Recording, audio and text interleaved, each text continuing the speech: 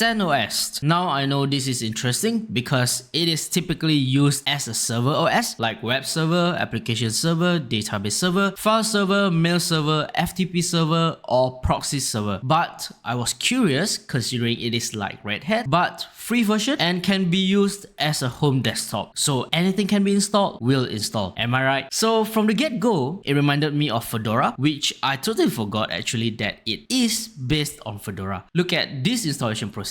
Enabling root account, setting up SSH login. The installation summary is the part where I like the most out of the whole installation processes because you can pretty much consider everything in a page pretty much and it looks good. What's even better? The logo. I don't know why, but I just like it out of all that we had tested. What's more, look at this. Is it just me or it looks better than the Fedora? Look at this and this. It looks like Mac. No kidding. Alright, enough for the good parts. I know all of these are just a short test to determine not just my laptop's OS but also my desktop PC's OS eventually. The first thing I noticed from the get-go is that it takes slightly longer to boot up and restart, though there is no initial setup at all, just straight to usage. Things are working fine, installing and running from the terminal, just like how I like to, but one thing really boggled my mind. The pre-installed Firefox didn't work. Not just crashing, it wouldn't start. I tried reinstalling, running from terminal, wiping and reinstall Firefox again from clean slate, didn't work. Of course, in the end, this is what I met with and decided that I'm done. I know I can install other browsers, but Firefox is supposed to be the default browser for any Linux, and for my laptop, I expected it to work out of the box. But that doesn't mean this is not a favorite. You may like it. It is probably the closest one to a MacBook I've ever seen so far. But as usual, if you don't mind tinkering, it can be your choice.